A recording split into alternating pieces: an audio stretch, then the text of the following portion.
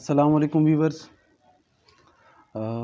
Exercise 18 start करने से पहले कुछ प्री रिक्विजिट टॉपिक्स थे जो कि एक्सरसाइज 18 से रिलेटेड हैं।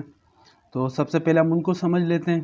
ठीक है, कुछ थ्योरम्स हैं जिनको हमने प्रूव भी करना है ताकि जब हम एक्सरसाइज 18 के क्वेश्चन करने लगे तो समझने में आसानी हो। तो वो जो टॉपिक्स हैं वो हैं ratio, proportions, variation, direct variation, indirect variation, theorems of invertendo, theorems of alternendo, theorem of componendo और थ्योरम ऑफ डिवाइडेंडो। ठीक है, ये प्री रिक्विजिट टॉपिक्स हैं जिससे ये होगा कि चैप्टर नंबर 18 को जब इसके क्वेश्चन को हम सोल्व करेंगे तब उनको समझने में आसानी होगी। ठीक है, तो सबसे पहले हम रेशो को समझ लेते हैं। रेशो क्या चीज़ है इसको डिफाइन भी कर लेते हैं। तो सबसे पहले ratio,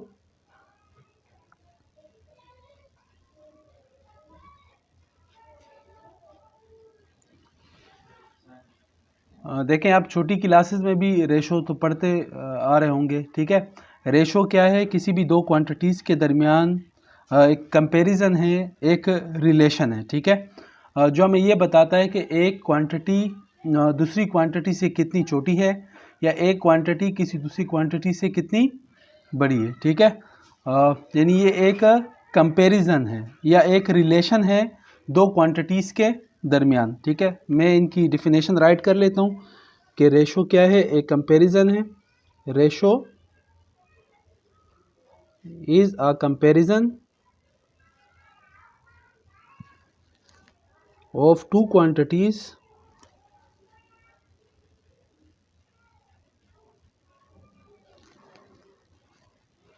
having same units.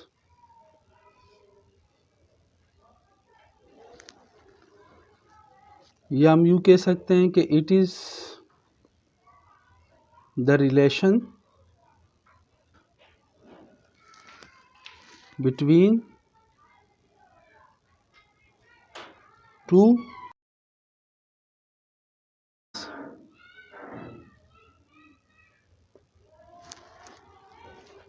Of the same kind. ठीक है, तो जैसे मैंने स्टेटमेंट कही थी कि रेशो क्या है? दो क्वांटिटीज़ के दरमियान एक कंपैरिजन है या ये एक रिलेशन है दो क्वांटिटीज़ के दरमियान जिनकी यूनिट सेम हो, यानी सेम काइंड के हो।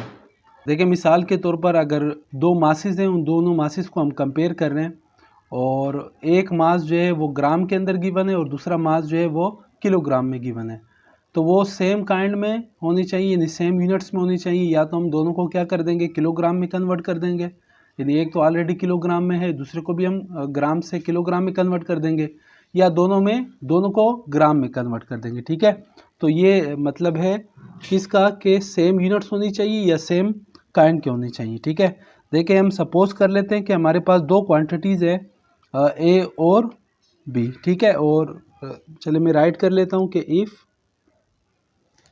A and B are two quantities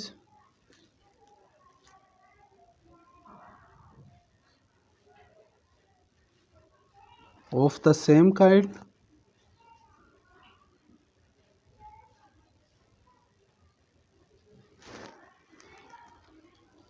and B does not equal to 0, then the ratio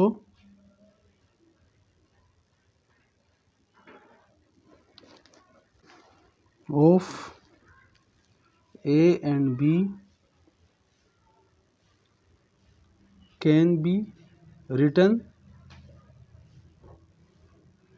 as। ठीक है, हमने अब ये स्टेटमेंट लिखी कि अगर ए और बी दो क्वांटिटीज़ हो और हमने क्या करना है कि इनके दरमियान रेशो को शो ऑफ करना है, तो बी जो है जो डिनोमिनेटर में आएगा हमारे पास, जो सेकंड क्वांटिटी होगी it does not equal to 0, वो 0 के बराबर नहीं होना चाहिए। ठीक है, अगर वो 0 के बराबर हो जाएगा, न्यूमरेटर में कोई भी नंबर हो और न्यूमरेटर में कोई भी नंबर हो एक्सेप्ट 0 के, और डिनोमिनेटर में 0 आ जाए, तो वो उसे हम कहते हैं मैथ्स में कि ये इन्फिनिटी कंडीशन है। ठीक है, इनफाइनाइट हो जाएगा। ठीक है, तो हमने ये कंडीशन लगा दी है कि B does not equal to 0। ठीक है, तो अब मैं इसको यूँ राइट कर सकता हूँ इन दो नंबर्स को कि अगर ये रेशो में है तो यूँ लिखूँगा इनको कि A रेशो B। ठीक है, और इसको हम यूँ भी राइट कर सकते हैं कि A/B। ठीक है बच्चों, अब ये जो पहली क्वांटिटी होती है फर्स्ट वन जो हमारा न्यूमरेटर होता है इसको हम कहते हैं एंटीसेडेंट रेशो के अंदर। ठीक है, और जो सेकंड क्वांटिटी होती है इसको हम पढ़ते हैं कंसेक्वेंट।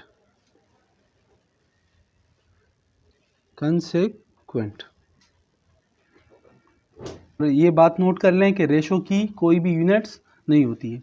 उसकी वजह क्या है? उसकी वजह ये है क्योंकि ये सेम काइंड और सेम यूनिट्स के दरमियान है, तो यूनिट से यूनिट कैंसिल हो जाती है, इसलिए हम कहते हैं कि रेशो की कोई यूनिट नहीं होती। ठीक है, एक दफ़ा मैं फिर दोबारा रिकॉल कर देता हूँ कि रेशो क्या चीज़ है। रेशो दो क्वांटिटीज़ के दरमियान एक कंपेरिजन है, एक मुवाजना है, और वो दोनों क्वांटिटीज़ क्या होनी चाहिए? सेम यूनिट्स में होनी चाहिए। ठीक है, या हम कहते हैं कि ये एक रिलेशन है, और इसको राइट कैसे करेंगे? A ratio B।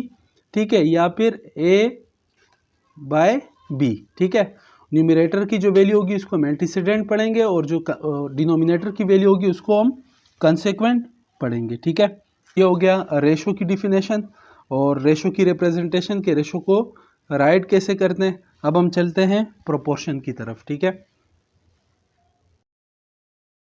अब प्रोपोर्शन की डिफिनेशन हम कर लेते हैं कि प्रोपोर्शन होता क्या चीज़ है। मैथ्स में हमने जो हमारी छोटी क्लासेस हैं उसमें हमने बहुत सारे प्रोपोर्शन से रिलेटेड क्वेश्चंस को भी सोल्व किया है। ठीक है, अब ये प्रोपोर्शन है क्या चीज़?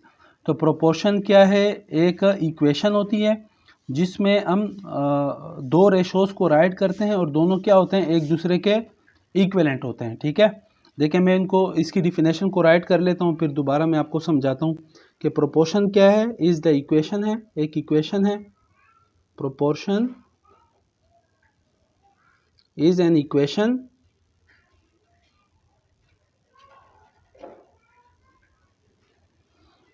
that defines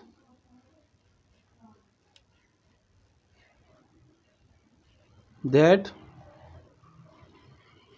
two given ratios are equivalent to each other।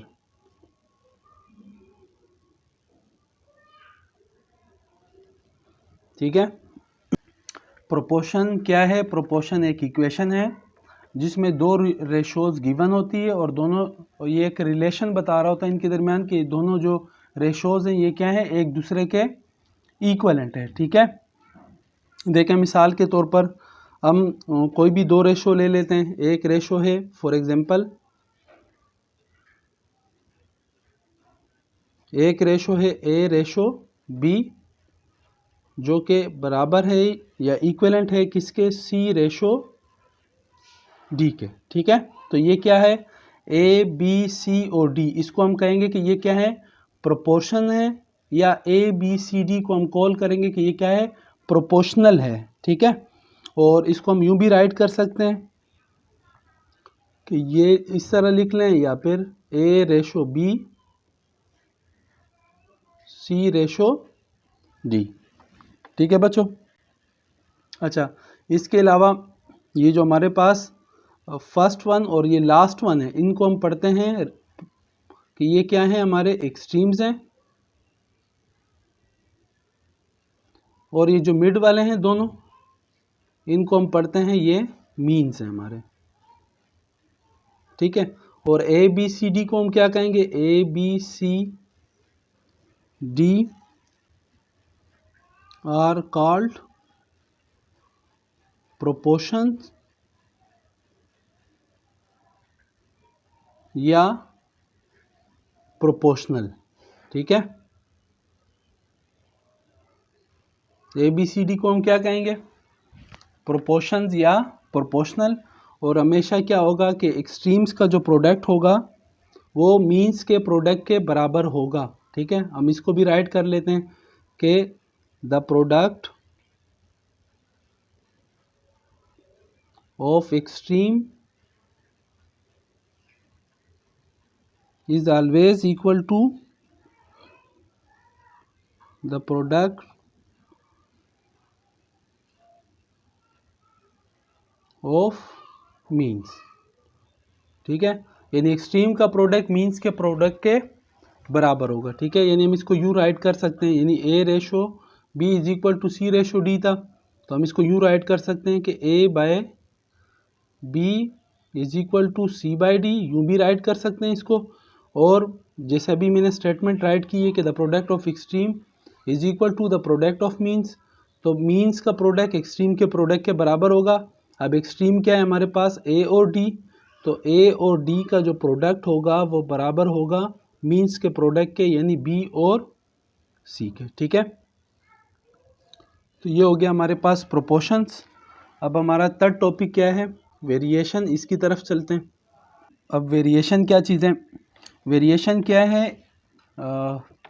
हम कहते हैं कि आम ज़बान में भी कहते हैं कि वेरिएट हो रहा है, यानी चेंज हो रहा है। तो वेरिएशन क्या है, एक चेंज है, यानी एक क्वांटिटी में अगर चेंज आ जाए तो दूसरी क्वांटिटी उसी रिस्पेक्ट से चेंज हो जाए। ठीक है, देखें सबसे पहले मैं इसकी डेफिनेशन राइट कर लेता हूँ, उसके बाद मैं आपको एग्जांपल से समझाने की कोशिश करता हूँ कि वेरिएशन क्या है।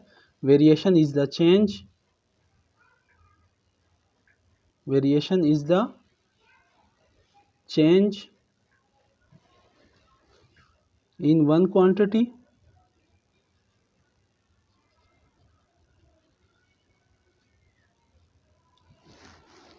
due to change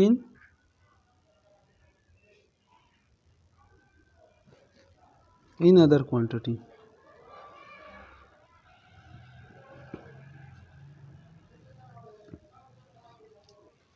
क्या स्टेटमेंट, क्या डिफिनेशन मैंने राइट की कि वेरिएशन क्या है, एक चेंज है, एक तब्दीली है। ठीक है, अगर एक क्वांटिटी में चेंज करेंगे, तब्दील करेंगे, तो दूसरी क्वांटिटी उसी रिस्पेक्ट से क्या हो जाएगी, चेंज हो जाएगी। देखें मिसाल के तौर पर वेरिएशन के एक एग्जांपल ले लेते हैं। हम दो क्वांटिटीज़ ले लेते हैं, डिस्टेंस और टाइम। ठीक है, दो क्वांटिटीज़ हमारे पास क्या है, एक है डिस्टेंस और दूसरा है टाइम।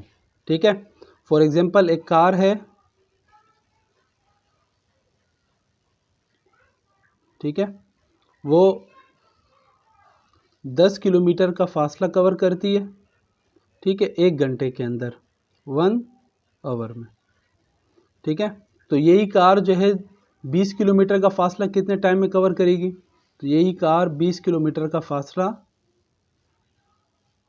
कवर करेगी किस टाइम में, 2 घंटों में, 2 आवर्स में। ठीक है, 20 किलोमीटर का। ठीक है, तो दोनों में वेरिएशन है, टाइम हम चेंज कर रहे हैं तो डिस्टेंस भी चेंज हो रहा है। ठीक है, या डिस्टेंस चेंज कर रहे हैं तो टाइम भी चेंज हो रहा है।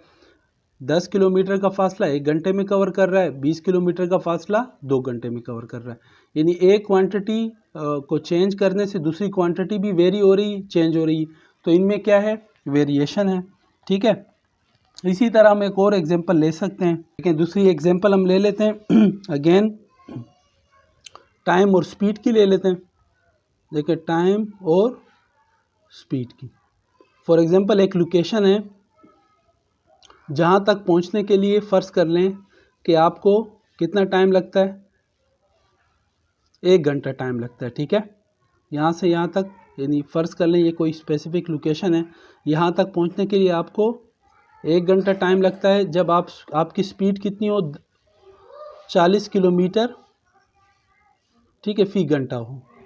ठीक है, इसी तरह अगर आप क्या कर लें कि अपनी स्पीड को वेरी करें, वेरिएट करें, और आप इसी डिस्टेंस तक पहुँचने, इसी लोकेशन तक पहुँचने के लिए आप क्या कर लें कि अपनी स्पीड को वेरी कर लें। ठीक है, और 80 किलोमीटर फ़ी घंटे की रफ़्तार से आप जाएं। ठीक है, तो इस लोकेशन तक पहुंचने के लिए आपको कितना टाइम लगेगा, वो लगेगा हाफ आवर, आधा घंटा लगेगा। तो हम कहते हैं दो क्वांटिटीज़ क्या है हमारे पास, टाइम है और डिस्टेंस है, तो इनमें भी वेरिएशन है। देखो अब यहाँ पे क्या हो रहा है, एक टाइम अगर हम बढ़ा रहे हैं तो टाइम अगर बढ़ रहा है तो इसका मतलब हमारी स्पीड कम है। ठीक है, और अगर हम स्पीड बढ़ा रहे हैं तो हमें टाइम क्या लग रहा है, कम लग रहा है। ठीक है, तो दोनों में क्या है, वेरिएशन है।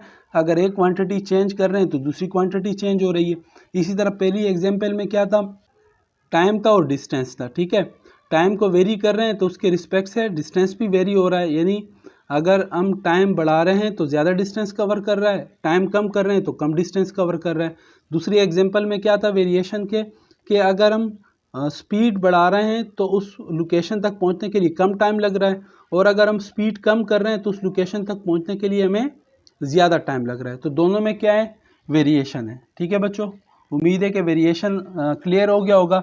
अब ये वेरिएशन जो होता है ये हमारे पास डायरेक्ट वेरिएशन भी हो सकता है और इनडायरेक्ट वेरिएशन भी हो सकता है। तो सबसे पहले डायरेक्ट वेरिएशन की हेडिंग डाल लेते हैं, इसकी डिफिनेशन राइट करते हैं, उसके बाद मैं आपको एग्जांपल से समझाने की कोशिश करता हूँ।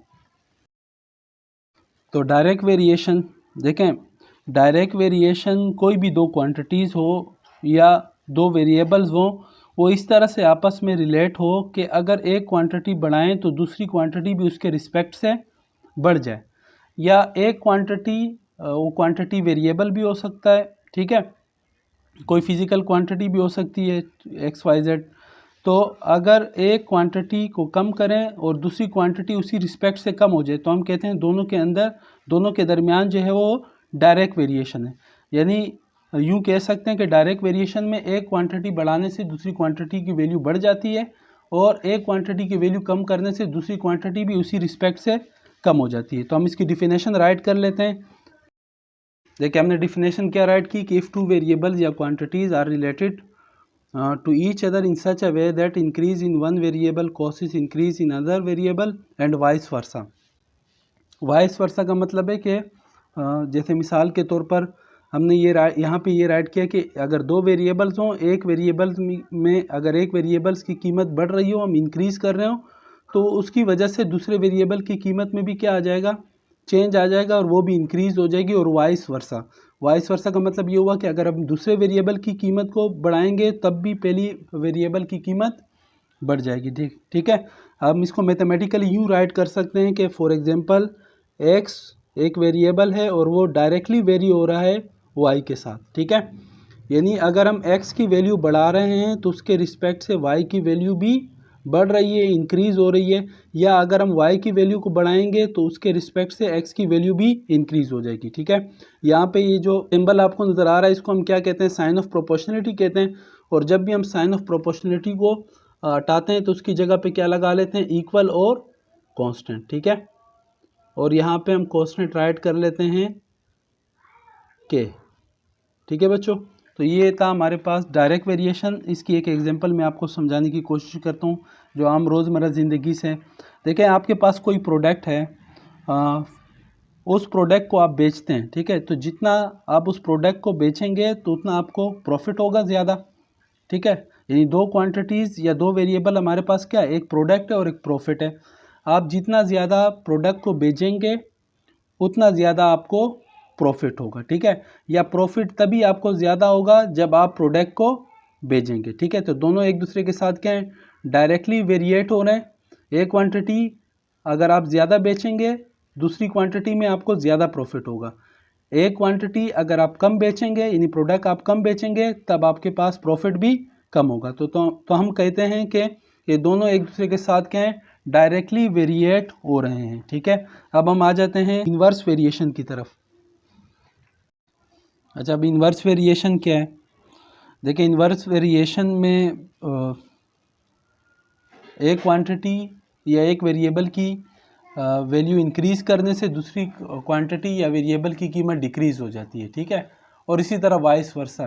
ठीक है, अगर दूसरी क्वांटिटी के वैल्यू को बढ़ा रहे हैं तो पहली क्वांटिटी की वैल्यू डिक्रीज़ हो जाएगी। इसी तरह अगर दूसरी क्वांटिटी की वैल्यू को कम कर रहे हैं तो पहली क्वांटिटी की वैल्यू बढ़ जाएगी, या फिर पहली क्वांटिटी की वैल्यू को बढ़ा रहे हैं तो दूसरी वैल्यू की क्वांटिटी डिक्रीज़ हो जाएगी। इस तरह पहली क्वांटिटी की वैल्यू को डिक्रीज़ कर रहे हैं तो सेकंड वैल्यू जो सेकंड क्वांटिटी या वेरिएबल होगा उसकी वैल्यू इंक्रीज़ हो जाएगी। ठीक है, तो मैं सबसे पहले इसकी डिफिनेशन राइट कर लेता हूँ, फिर एक एग्जांपल की मदद से आपको समझाने की कोशिश करता हूँ।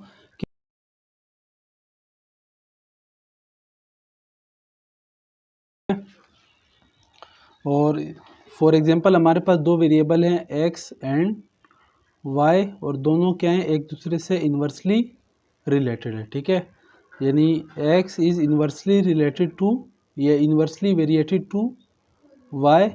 अगेन साइन ऑफ प्रोपोर्शनलिटी है, साइन ऑफ प्रोपोर्शनलिटी को हटाएंगे तो इक्वल और कांस्टेंट राइट करेंगे, और यहाँ भी हम कांस्टेंट ले लेते हैं के। ठीक है, तो ये आ गई हमारे पास एक इनडायरेक्ट वेरिएशन की एक मैथमेटिकल फॉर्म। देखें एक एग्जांपल ले लेते हैं। देखें फ़र्ज़ कर लें हमारे पास एक सिलेंडर है, ठीक है, और उसके ऊपर पिस्टन लगा हुआ है, मूवेबल पिस्टन। और हम क्या करते हैं कि पिस्टन और इस कंटेनर या इस सिलेंडर के वॉल्स के दरमियान फ्रिक्शन की फ़ोर्स को निगलेक्ट कर देते हैं, और ये मूवेबल पिस्टन है। देखें जब मैं ऊपर प्रेशर अप्लाई करूँगा P, इसके अंदर फ़र्ज़ कर लें गैस मौजूद है, ठीक है। जब मैं प्रेशर P अप्लाई करूँगा तो इस गैस का वॉल्यूम क्या हो जाएगा, डिक्रीज़ हो जाएगा, ठीक है। तो प्रेशर बढ़ाने से वॉल्यूम क्या हो रहा है, डिक्रीज़। इनिशियल इसका वॉल्यूम फ़र्ज़ कर लो V1 था, जब मैंने प्रेशर P1 अप्लाई किया। जब मैं प्रेशर बढ़ा के P2 कर देता हूँ तो इसका वॉल्यूम डिक्रीज़ होके V2 हो जाता है, ठीक है। तो हम कहते हैं प्रेशर और वॉल्यूम के दरमियान इनवर्स या इनडायरेक्ट वेरिएशन है, ठीक है। प्रेशर बढ़ाएंगे वॉल्यूम डिक्रीज़ हो जाएगा, प्रेशर कम करेंगे वॉल्यूम इंक्रीज़ हो जाएगा। या अगर वॉल्यूम इंक्रीज़ है तो इट्स मीन्स के प्रेशर डिक्रीज़ है, अगर वॉल्यूम डिक्रीज़ है इट्स मीन्स के प्रेशर इंक्रीज़ है, और अगर वॉल्यूम इंक्रीज़ है इट्स मीन्स के प्रेशर डिक्रीज़ है, ठीक है। तो ये हो गया हमारा इनवर्स वेरिएशन। अब हम चलते हैं अगले टॉपिक की तरफ। तो अब हम थ्योरम की तरफ बढ़ते हैं, और ये थ्योरम जो होते हैं ये प्रोपोर्शन से रिलेटेड होते हैं और उनके क्वेश्चंस को सॉल्व करने के लिए यूज़ होते हैं, ठीक है। तो सबसे पहले थ्योरम जो है हमारा इन्वर्टेंडो थ्योरम है। इन्वर्टेंडो थ्योरम,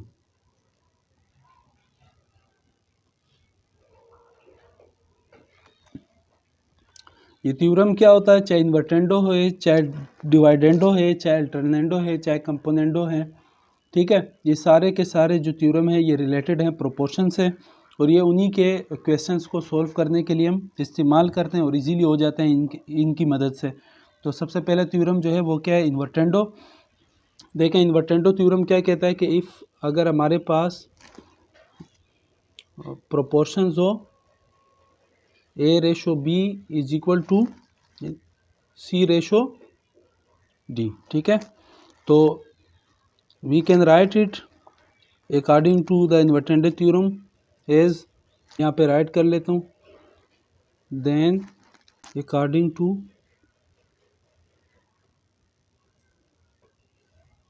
इन्वर्टेंडो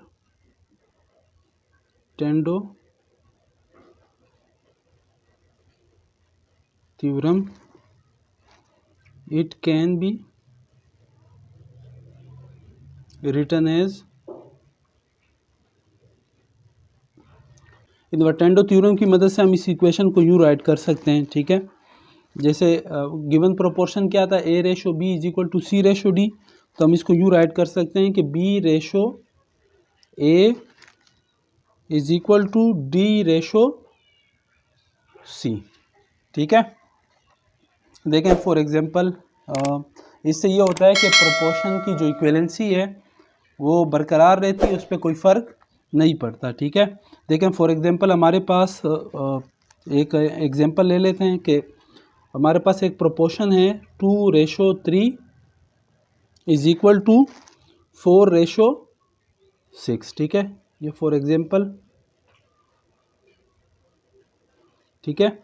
अब यहाँ पे A की जगह पे क्या है, A, और B की जगह पे क्या है 3, C की जगह पे 4 और D की जगह पे 6।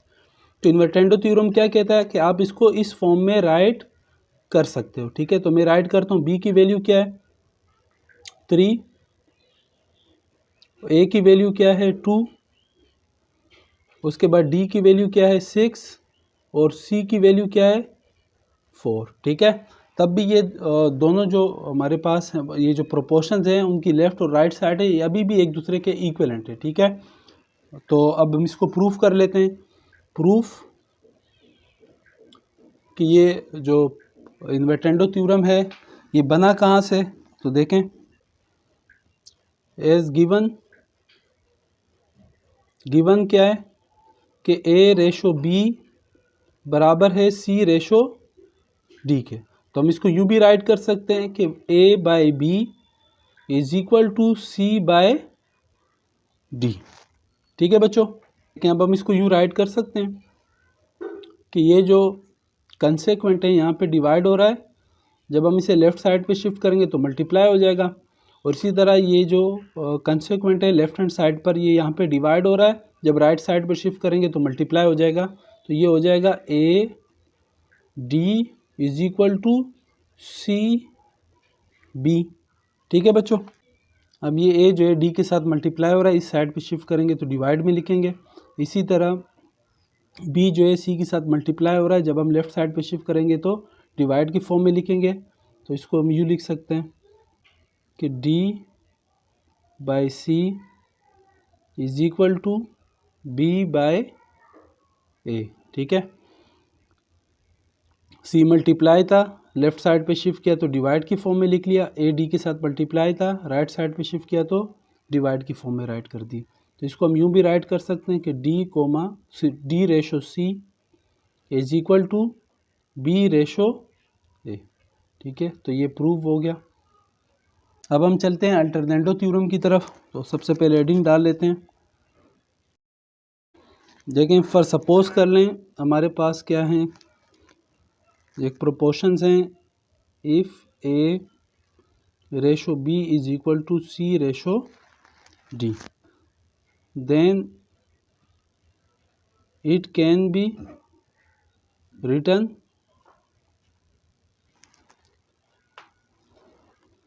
as according to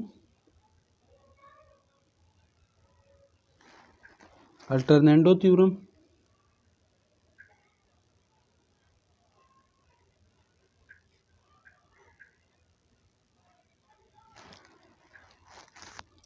इस A ratio B C ratio D को हम यूँ राइट कर सकते हैं अकॉर्डिंग टू अल्टरनेटिव थ्योरम के कि A ratio C is equal to B ratio D.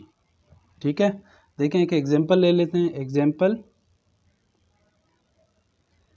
इससे रेशो की इक्विवेलेंसी पे कोई फ़र्क नहीं पड़ता। देखें, फ़र्ज़ कर लें हमारे पास वही पुरानी एग्जांपल ले लेते हैं कि 2 3 ratio is equal to 4 ratio 6 है। ठीक है, अब मैं यहाँ पे अल्टरनेटो थ्योरम अप्लाई करता हूँ। यहाँ पे ए की जगह 2 है, बी की जगह 3 और सी की जगह 4 और डी की जगह 6 है। ठीक है, तो अब मैं इसको राइट करता हूँ विद रिस्पेक्ट टू अल्टरनेटो थ्योरम। तो पहले मैंने क्या राइट करना है, ए क्या है 2, उसके बाद सी की वैल्यू क्या है 4 इज इक्वल टू बी की वैल्यू 3 और उसके बाद डी की वैल्यू क्या है 6।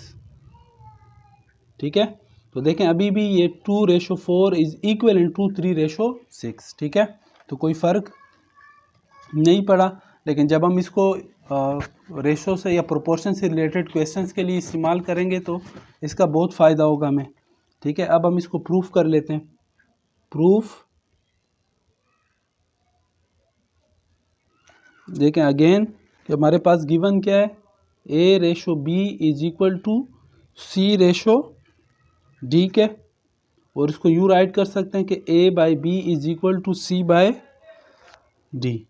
ठीक है, अब बी इधर क्या हो रहा है डिवाइड, जब हम राइट साइड पे शिफ्ट करेंगे तो सी के साथ क्या हो जाएगा मल्टीप्लाई। तो A is equal to B multiply C by D. ठीक है, इसी तरह ये सी बी के साथ मल्टीप्लाई हो रहा है, जब लेफ्ट साइड पर शिफ्ट करेंगे तो डिवाइड की फॉर्म में लिखेंगे। तो A by C is equal to B by D. ठीक है, अल्टरनेट कर दी हमने। अब इसको हम यूँ राइट कर सकते हैं कि A ratio C is equal to B ratio D. ठीक है, प्रूव हो गया। तो ये था अल्टरनेटो थ्योरम। अब हम आगे बढ़ते हैं, कंपोनेंटो थ्योरम। थ्योरम ऑफ कंपोनेंटो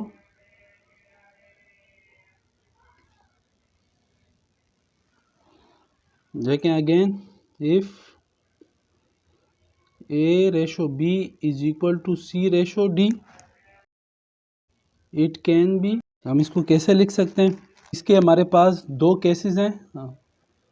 ठीक है, दो इक्विवेलेंसीज हैं वो हम राइट कर लेते हैं। पहले क्या कहता है कि कंपोनेंटो थ्योरम कि हम A ratio B C ratio D को यूँ लिख सकते हैं, और वो क्या है कि A plus B ratio B is equal to C plus D ratio D. इस फॉर्म में हम इसको राइट कर सकते हैं। ठीक है, जो थ्योरम्स है मैं उनको बॉक्स में बंद कर लेता हूँ। ये इसका फर्स्ट पार्ट है। देखें फॉर एग्जांपल हम ले लेते हैं अगेन वही एग्जांपल कि देखें अगर हमारे पास कोई रेशो हो 2:3 इज इक्वल टू 4:6। अब ए की जगह 2, बी की जगह 3, सी की जगह 4 और डी की जगह 6। ठीक है, तो हम with respect to componendo theorem इसको कैसे राइट करेंगे, ए प्लस बी यानी 2 + 3 रेशो बी, बी की जगह 3 is equal to C plus D, C की जगह 4 और डी की जगह 6 रेशो डी, डी की कीमत क्या है 6। तो ये हो जाएगा 2 + 3 5 ratio 3 is equal to 4 + 6 10 ratio 6। ठीक है, तो ये 10:6 जो है वो क्या है, इक्विवेलेंट है किसका, 5:6 का। ठीक है, अब हम इसको प्रूफ कर लेते हैं। देखें गिवन रेशो क्या है, A ratio B is equal to C ratio D, यानी हम इसको यू राइट कर सकते हैं A by B is equal to C by D. और हम एक काम कर लेते हैं, adding 1 on both side, A by B +1 is equal to C by D +1। LCM ले लें, एलसीएम लेंगे बी एलसीएम, बी को बी से डिवाइड किया 1, 1 को ए से मल्टीप्लाई करेंगे ए प्लस बी को 1 से डिवाइड करेंगे B, B multiply by 1 B, इसके डिनोमिनेटर में 1 है, डी और 1 का एलसीएम लिया डी, डी को डी से डिवाइड किया 1, 1 multiply by C, C plus D को 1 से डिवाइड करेंगे D, D multiply by 1 D. ठीक है, अब हम इसको यू राइट कर सकते हैं, A plus B ratio B is equal to C plus D ratio D. ठीक है, तो प्रूव हो गया। तो ये इसका कंपोनेंटो थ्योरम का पहला पार्ट था। अब हम चलते हैं इसके सेकंड पार्ट की तरफ कि हम इसको यूँ भी राइट कर सकते हैं। कंडीशन क्या है कंपोनेंटो थ्योरम वाली, कि अगर हमारे पास रेशोज़ गिवन हो और वो रेशो हो A ratio B is equal to C ratio D, तो हम इसको कंपोनेंटो थ्योरम के रिस्पेक्ट से यूँ भी राइट कर सकते हैं, यानी ए, बल्कि स्टेटमेंट लिख लेता हूँ, then it can be written as according to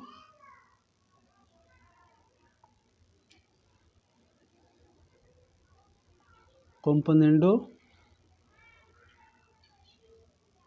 theorem. तो हम इसको यूँ राइट कर सकते हैं कि A ratio A plus B is equal to C ratio C plus D. ठीक है, तो ये आ गया थ्योरम की मैथमेटिकल शक्ल। देखें फॉर एग्जांपल अगेन यही एक एग्जांपल ले रहे हैं। फॉर एग्जांपल ये बार बार एग्जांपल देने का मतलब ये है कि अगर हम डिवाइडेंडो या कंपोनेंडो या थ्योरम अप्लाई भी करते हैं तो उससे उन रेशो की इक्विवेलेंसी पे कोई फ़र्क नहीं पड़ता, तब भी वो एक दूसरे के इक्विवेलेंट ही रहते हैं। ठीक है, लेकिन जब हम इसको अपने क्वेश्चंस की सॉल्यूशन के लिए यूज़ करेंगे तो इन थ्योरम्स का हमें बहुत फ़ायदा होगा। एक बड़े लेंथी प्रोपोर्शन से रिलेटेड क्वेश्चन जो है वो इजीली सोल्व हो जाएंगे। ठीक है, तो देखें फ़र्ज़ कर लें हमारे पास एक रेशोज़ गिवन है 2:3 इज इक्वल टू 4:6। ठीक है, अब ए की जगह पे 2 है, बी की जगह पे 3, सी की जगह पे 4 और डी की जगह पे 6 है। ठीक है, तो हम अब अगर हम यहाँ पे अप्लाई करते हैं कंपोनेंटो थ्योरम का सेकंड पार्ट, तो उसे हम किस तरह राइट करेंगे, ए की जगह आ जाएगा 2 उसके बाद क्या ए प्लस बी, ए की जगह 2, बी की जगह 3, यानी 2 + 3 इज इक्वल टू सी, सी की जगह पे क्या है 4 रेशो सी प्लस डी, यानी 4 + 6। ठीक है, ये हो गया 2 रेशो 2 + 3 इज इक्वल टू 5 और 4 2 रेशो 4 + 6 इज इक्वल टू 10। ठीक है, तो 2 रेशो 5 और 4 रेशो 10 जो है वो एक दूसरे के क्या हैं, इक्विवेलेंट हैं। अब हम इसको प्रूफ कर लेते हैं। If A ratio B is equal to C ratio D, तो हम इसको यूँ राइट कर सकते हैं कि A by B is equal to C by D. ठीक है, यहाँ पे हम इसको यूँ राइट कर सकते हैं कि भाई B by A is equal to D by C. क्यों हमने इस तरह किया, बाय इन्वर्टेंडो थ्योरम। ठीक है, इन्वर्टेंडो थ्योरम का हमने इस्तेमाल किया और इसको हमने यू राइट कर लिया। अब हम क्या करते हैं, adding 1 on both side, adding 1 on both side, तो b by A plus 1 is equal to D by C plus 1। LCM ले लें, एलसीएम लेंगे तो क्या हो जाएगा, b plus A is equal to D plus C. ठीक है, ये हम इसको यू राइट कर लें। अब हम इसको यू भी राइट कर सकते हैं, B plus A by A या A plus B by A is equal to C plus D by C. ठीक है, क्रॉस मल्टीप्लिकेशन कर लें, सी यहाँ पे डिवाइड इधर आके मल्टीप्लाई हो जाएगा, ए डिवाइड इधर आके मल्टीप्लाई, तो A plus B C is equal A C plus D. ठीक है बच्चों, अब सी प्लस डी यहाँ ए के साथ मल्टीप्लाई हो रहा है, जब लेफ्ट हैंड साइड पे लेके आएंगे तो डिवाइड हो जाएगा। इसी तरह ए प्लस बी सी के साथ मल्टीप्लाई हो रहा है, जब राइट हैंड साइड पे शिफ्ट करेंगे तो डिवाइड की फॉर्म में लिख लेंगे। So C upon C plus D is equal to A upon A plus B. अब हम इसको यू राइट कर सकते हैं कि C ratio C plus D is equal to A ratio A plus B. ठीक है, तो प्रूव हो गया। अब हम चलते हैं डिवाइडेंडो थ्योरम की तरफ। Last one, डिवाइडेंडो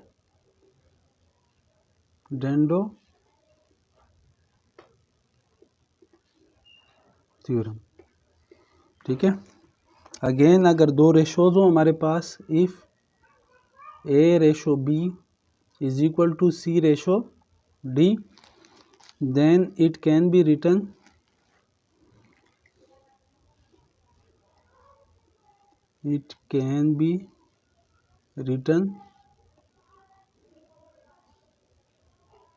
according to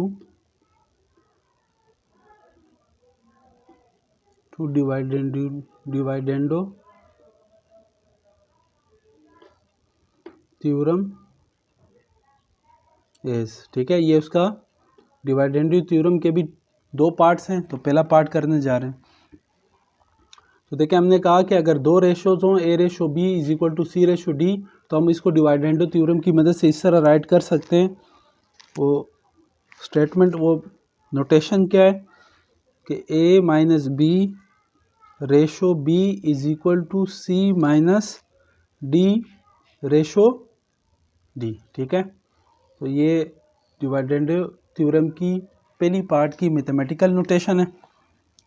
example की मदद से समझने की कोशिश करते हैं इसको। देखें, सपोज कर लें कि हमारे पास दो रेशोज हैं, 2 ratio 3 is equal to 4 ratio 6। यहाँ ए की जगह पे क्या है 2, बी की जगह पे 3, सी की जगह पे 4 और डी की जगह पे 6। तो अगर मैं इसको राइट करना चाहूँ डिवाइडेंडो थ्योरम की मदद से, तो ऐसे राइट करूँगा, ए माइनस बी यानी 2 माइनस 3 रेशो बी, बी की वैल्यू क्या है 3 is equal to C minus D, C की जगह 4 माइनस डी, डी की जगह पे 6 रेशो डी, डी की जगह पे 6, ठीक है। तो 2 माइनस 3 माइनस का 1 ratio 3 is equal to 4 minus 6 minus का 2 रेशो 6, ठीक है। तो -1 ratio 3 is equal to -2 ratio 6, ठीक है। तो ये हमने एग्जांपल की मदद से भी समझ लिया। अब हम इसको प्रूफ करते हैं। तो प्रूफ अगेन हम दो रेशो ले लेते हैं कि if A ratio B is equal to C ratio D, ठीक है। तो हम इसको यूँ राइट कर सकते हैं कि A by B is equal to C by D, ठीक है। अब हम यहाँ पे एक ऑपरेशन करते हैं, सब्ट्रैक्टिंग -1 ऑन बोथ साइड। तो A by B -1 is equal to C by D -1। LCM ले लेते हैं, बी से B cancel, A minus denominator में 1 है, बी को डिवाइड करेंगे 1 के साथ, B multiply by 1, B is equal to again LCM D को डी से डिवाइड करेंगे 1 multiply by C minus D divided by 1, D multiply by 1 D, ठीक है। तो अब हम इसको यूँ राइट कर सकते हैं कि A minus B ratio B is equal to C minus D ratio D, ठीक है। तो ये प्रूव हो गया। ये डिवाइडेंडो थ्योरम की पहला पार्ट था। अब हम चलते हैं इसके सेकंड पार्ट की तरफ। तो डिवाइडेंडो थ्योरम का सेकंड पार्ट क्या है कि A ratio A minus B is equal to C ratio C minus D. Again हमने इसको प्रूफ करना है, तो प्रूफ, ठीक है, if A ratio B is equal to C ratio D, ठीक है। तो इसको यूँ राइट कर सकता हूँ मैं, A by B is equal to C by D, ठीक है। अब इसको यूँ भी राइट कर सकते हैं कि B by A is equal to D by C, ठीक है। क्यों हमने यूँ लिखा, रीज़न में हम लिख लेते हैं बाय इन्वर्टेंडो थ्योरम, ठीक है, जो अभी कुछ देर पहले मैंने आप लोगों को समझाया, ठीक है। अब हम क्या कर देते हैं, अगेन सब्ट्रैक्टिंग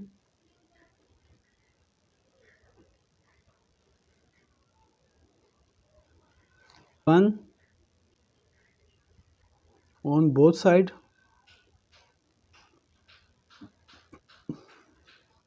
जब सब्ट्रैक्ट लफ्ज़ आ गया तो माइनस नहीं राइट करते हैं, प्लस, ठीक है। सब्ट्रैक्टिंग 1 ऑन बोथ साइड, तो b by A -1 is equal to D by C -1। LCM ले लेते हैं, A B minus A is equal to C D minus C, ठीक है।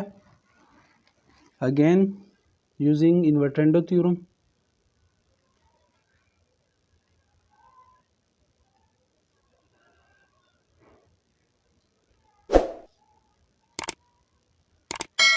इसको यूँ राइट कर सकता हूँ, A B minus A is equal to C D minus C, ठीक है। माइनस कॉमन ले लेते हैं, सो ए माइनस कॉमन कंसेक्वेंट में से, तो A minus B is equal to C, यहाँ भी minus common, C minus D, minus से माइनस कैंसल, तो A upon A minus B is equal to C upon C minus D, ठीक है। तो इसको हम यूँ राइट कर सकते हैं कि A ratio A minus B is equal to C ratio C minus D. तो ये कंपोनेंडो डिवाइडेंडो थ्योरम का सेकंड पार्ट भी प्रूव हो गया, ठीक है। तो आज का लेक्चर जो है यहाँ पे इख्तिताम पजीर हो गया। तो ये जितने भी टॉपिक्स थे और थ्योरम्स को हमने प्रूव भी कर लिया, ये सारे के सारे रिलेटेड हैं चैप्टर नंबर 18 से। तो इस वीडियो का बनाने का मकसद ये था कि जब हम एक्सरसाइज के क्वेश्चन सॉल्व करेंगे तब आपको समझने में आसानी होगी। ठीक है, तो आज का लेक्चर यहीं पे इख्तिताम पजीर हुआ। इंशाल्लाह मिलते हैं एक्सरसाइज 18.1 के साथ। तब तक के लिए अल्लाह हाफिज़।